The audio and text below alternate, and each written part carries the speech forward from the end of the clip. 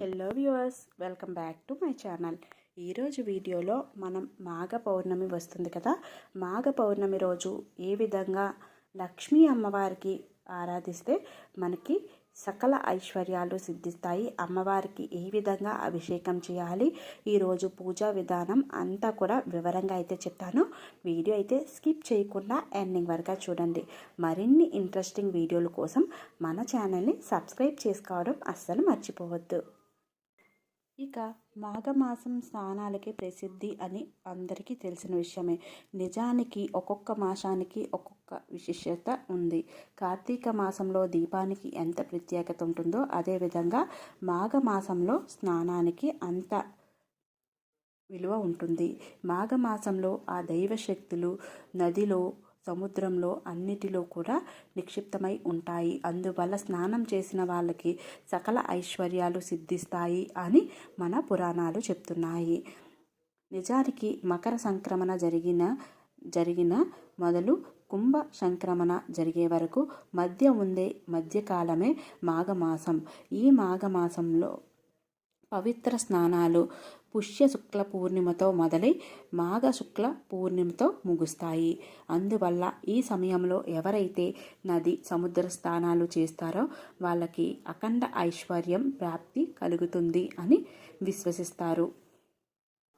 ఇలా ఎవరైతే మాఘమాసం అంతా కూడా బ్రహ్మముహూర్తంలో స్నానం చేయలేరో అటువంటి వాళ్ళు మాఘ పౌర్ణిమ రోజు లేదా మహామాఘి అని కూడా అంటారు. మాఘ పూర్ణిమ రోజు ఒక్కరోజైనా సరే సముద్ర స్నానం, నదీ స్నానం ఏదైనా చేసినట్టయితే వాళ్ళకి అత్యంత విశేషమైన ఫలితం దక్కుతుంది. శివకేశవులిద్దరికీ కూడా ఈ మాసం అన్నది ప్రీతికరమైనదే. అందుకే ఈ మాఘం పూర్ణిమ నాడు తప్పకుండా సముద్ర స్నానం చేసి శివకేశవులిద్దరిని కూడా ఆరాధించాలి. ఉదయం శివకేశవులిద్దరిని ఆరాధించిన సాయంత్రం పూర్ణిమ రోజు మనం అమ్మవారిని ఆరాధిస్తాం కదా. అందుకని అమ్మవారిని ఏ విధంగా ఆరాధించాలో నేనైతే ఈ వీడియోలో చూపిస్తున్నాను. మాఘ పౌర్ణిమ రోజు ఉదయాన్నే మేల్కొని శివకేశవులిద్దరికీ కూడా ఆరాధన చేయాలి. తప్పకుండా సముద్ర స్నానం ఆచరించాలి. తరువాత సాయంత్రం ఏ విధంగా పూజ చేయాలో నేను ఇప్పుడైతే చెప్తున్నాను. ముందుగా మనం అమ్మవారి పీట ఏర్పాటు చేసుకోవాలి. దానిపైన అష్టదళ పద్మం ముగ్గు పెట్టుకొని పసుపు కుంకాలతో అలంకరించుకొని అమ్మవారి ప్రతిమకు పుష్పాలతో అలంకరించాలి. ఇక ముందున ప్లేట్లో అమ్మవారి విగ్రహం ఉంటే విగ్రహం పెట్టి అభిషేకానికి నేను నీళ్లను సిద్ధం చేస్తున్నాను. గంగాజలము, తులసి ఆకులు, మనం జవ్వాది పొడి, ఇలా సుగంధ ద్రవ్యాలు, పచ్చ కర్పూరము అన్నీ వేసి అమ్మవారికి గంగాజలాన్ని సిద్ధం చేస్తున్నాను అభిషేకానికి. అదేవిధంగా అమ్మవారికి పంచామృతము, పాలు, పెరుగు, తేనె, నెయ్యి, పంచదార, పళ్ళ రసాలతో అభిషేకం చేసుకోవచ్చు. మన ఇంట్లో ఏవి ఉంటే వాటితోనే మనం అమ్మను మంచిగా భక్తి శ్రద్ధలతో ఆరాధించవచ్చు. దీపారాధనకి ఈరోజు ఆవు నెయ్యి చాలా మంచిది. ఆవు నెయ్యి లేకపోతే నువ్వుల నూనెతో కూడా దీపారాధన చేసుకోవచ్చు. ఇక శివకేశవులని మాఘ పౌర్ణమి రోజు ఏ విధంగా ఆరాధించాలో నేను నెక్స్ట్ వీడియోలో అయితే అప్లోడ్ చేస్తాను. తప్పకుండా వాచ్ చేయండి. అమ్మవారికి దీపారాధన ఏకహారతితో చేసుకోవాలి. చేసిన అనంతరము మనం దీపలక్ష్మికి పూలు, అక్షంతాలు సమర్పించి విఘ్నేశ్వరుని పూజ ఆరంభించాలి.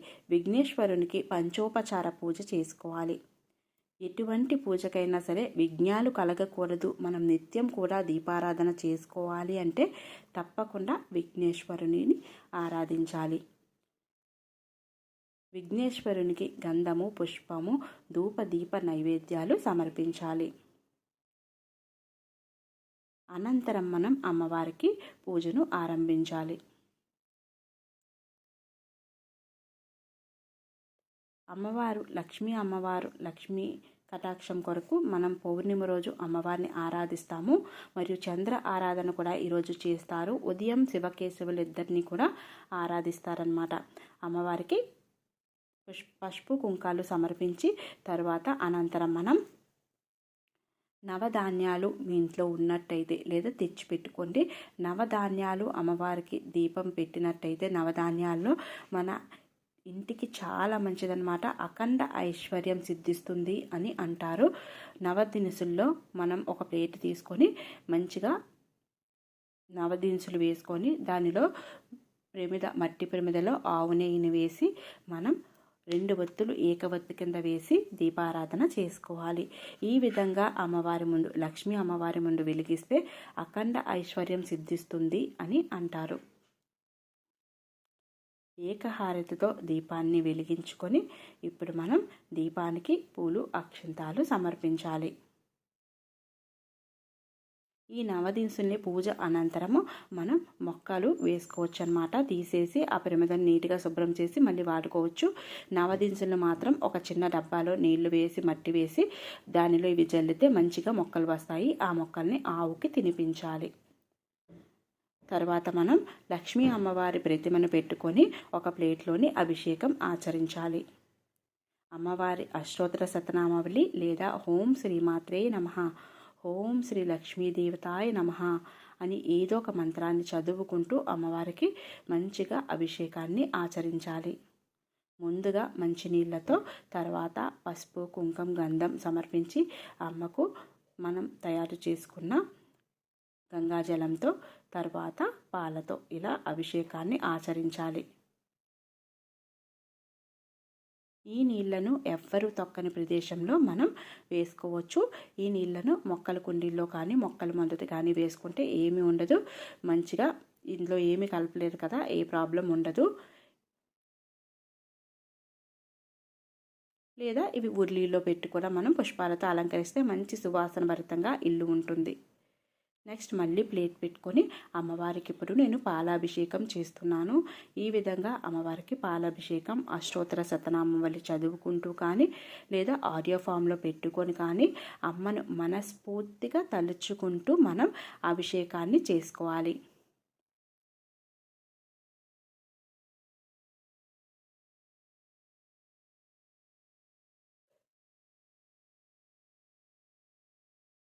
ఈ అభిషేకం చేసిన పాలను మనం మళ్ళీ ప్రసాదంగా తీసుకోవచ్చు, ఏమీ ప్రాబ్లం లేదు.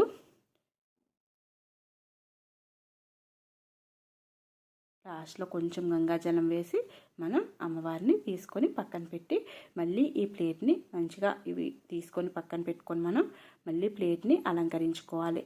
నేను అమ్మవారికి పద్మం ఇష్టం కదా, గులాబీ రేకుల్నే పద్మంగా ఏర్పాటు చేసుకొని చిన్న ప్లేట్లో జవ్వాది పొడి వేసి అమ్మవారికి ఈ విధంగా కమలంలా ఉన్న గిన్నెలో కొంచెం బియ్యాన్ని 3 గుప్పెళ్ళ బియ్యాన్ని పోసి మంచిగా అమ్మవారిని ప్రతిష్ఠించుకున్నాను. కొన్ని అక్షింతాలు వేసుకొని అమ్మను పెట్టుకున్నాను. ఈరోజు అమ్మవారికి ప్రత్యేకించి తెల్లని పుష్పాలు, అమ్మవారికి ఎర్రని పుష్పాలు ఇష్టము, కానీ ఈరోజు పౌర్ణమి కనుక ఆమె సహోదరుడైన చంద్రునికి తెల్లని పుష్పాలు ఇష్టం కనుక అమ్మకి ఈరోజు తెలుపు, ఎరుపు 2 వర్ణాల పుష్పాలు సమర్పించవచ్చు. లేదా గోమతి చక్రాలు, చిట్టి గాజులు, లక్ష్మీ గవ్వలు ఇలా లక్ష్మీప్రదమైనవి ఏ ఉంటే వాటితోనే అమ్మను ఆరాధించవచ్చు. వెండి పుష్పాలు ఉంటే వెండి పుష్పాలతో కూడా మనం ఆరాధించవచ్చు. నేనైతే పౌర్ణమి రోజు ప్రత్యేకంగా తెల్లని పుష్పాలతో అమ్మని అష్టోత్తర శతనామావళి చదువుకుంటూ ఆరాధిస్తాను.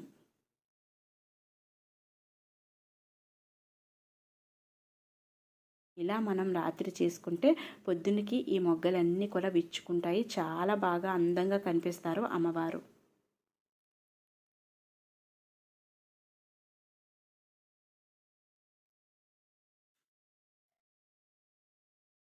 ఈ విధంగా మనం అష్టోత్తర శతనామావళి చదువుకుంటూ అమ్మవారిని ఆరాధించాలి.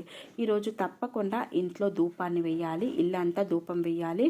మనం పౌర్ణమి రోజు చేయవలసిన పనుల్లో ముందుగా మనం మాఘ పౌర్ణమి స్నానాన్ని ఆచరించాలి. తరువాత మనం శివకేశవులిద్దరిని కూడా ఆరాధించాలి. అనంతరం మనం సాయంత్రం లక్ష్మీ అమ్మవారికి పూజ చేసుకోవాలి. ఉపవాసం ఉండగలిగిన వాళ్ళు ఉంటే చాలా మంచిది. ఉండలేము అనుకునే వాళ్ళు మంచిగా ఆహారాన్ని తీసుకోవచ్చు.